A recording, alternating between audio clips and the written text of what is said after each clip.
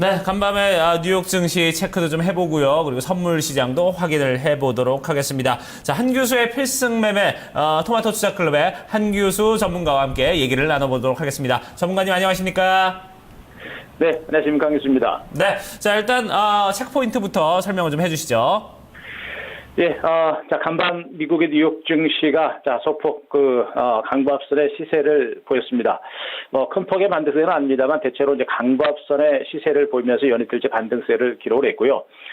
미국 뉴욕 증시의 영향을 받아서 장중 내내 이제 강세를 보였던 야간 선물 지수는 대체로 이제 보합선 정도 선에서 마감이 됐습니다. 그리고 외국인 투자자의 선물 시장과 현물 시장에서의 순매수가 계속해서 진행이 되고 있죠.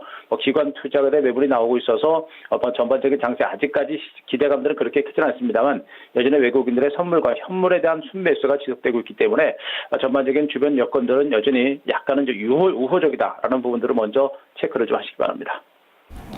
네, 그렇군요. 그렇다면은 우선 첫 번째 포인트부터 좀 더 자세하게 분석해 볼까요? 네, 먼저 뉴욕 증시부터 먼저 살펴보도록 하겠습니다. 자, 미국의 이제 3대 지수가 모두가 상승세입니다. 다우지수, 나스닥 지수, S&P 5지수는 소폭의 상승세를 기록했는데요. 다들 아시겠습니다만 지금 이제 각종 경제 지표가 많이 발표가 됐습니다. 경기 선행 지수가 약 4개월 연속 상승세를 기록했고 제조 PMI 지수도 괜찮게 나왔습니다.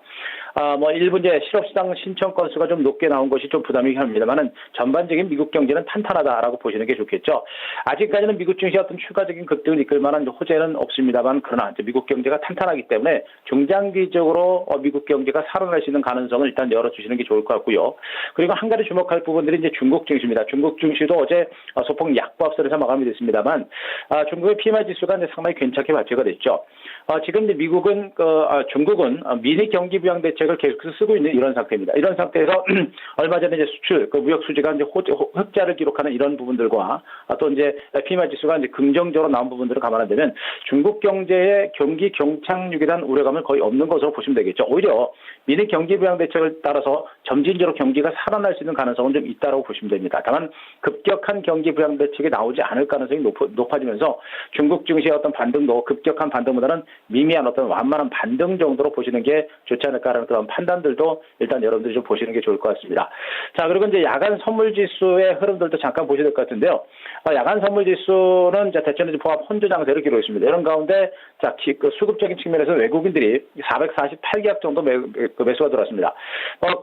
개인 투자자들의 매물들이 나왔습니다만 그 물량들은 외국인들이 적극적으로 받아내고 있는 형태인데 선물 시장에서 최근에 외국인들의 어떤 시장의 방향을 잡고 있듯이 정규 시장에서도 외국인 투자가들 오늘도 정규 시장에서도 외국인들의 어떤 수급이 굉장히 중요할 겁니다. 또 외국인들이 오늘도 국내 증시의 어떤 지수의 강한 하방 경제를 이끌어낸다고 한다면 앞으로 증권 시장도 외국인들의 어떤 수급에 따라서 장세가 움직일 가능성이 좀 큰 것으로 일단은 좀 판단해 볼 수가 있겠는데요.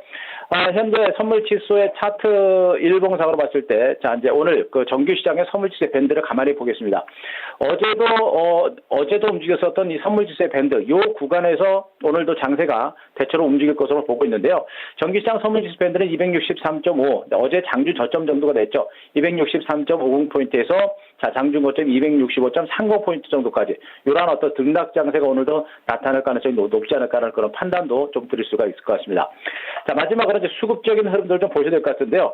지금 현재 외국인 투자자들의 국내 증시에서 매수가 상당히 꾸준하게 진행되고 있습니다. 지금 이제 거래소 시장에서 벌써부터 8일째 매수가 계속 들어오고 있고요. 또 선물 시장에서는 살짝 순매수 돌아서는가 싶더니 또다시 연이틀 매수가 기록하면서 외국인 투자자들의 선물과 현물 시장에서 순매수는 계속해서 지속적으로 이어지고 있는 그런 상태입니다. 이런 가운데 프로그램 매수에도 무려 8일 이상 동안 계속해서 강도롭게 들어오고 있기 때문에 전반적인 어떤 시장의 수급 여건당 기관 투자자들의 매물들을 외국인들이 적극적으로 물량을 계속 소화를 해내고 있는 단계입니다. 다만 공격적으로 매수하면서 지수를 땡기는 것이 아니라 투신권을 비롯한 기관들의 어떤 환매 물량들을 꾸준하게 받아내고 있는 형태이기 때문에 전반적인 어떤 수급적인 여건들도 점진적인 어떤 반등세가 나올 수 있는 그런 가능성이 높고요.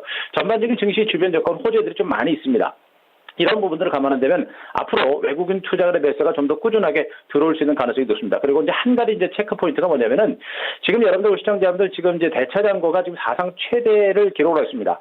대차 잔고가 지금 현재 누적으로 한 14억 6천만 건 만주 정도가 이번 주 중반을 기준으로 해서 이제 나온 상태인데 지난 2008년 이후에 사상 최대입니다. 이 얘기는 뭐냐면은 바닥을 주가 하락에 배팅하는 사람들이 많다는 얘기죠. 근데 지수가 올라갑니다. 이렇게 되면 어떻게 합니까?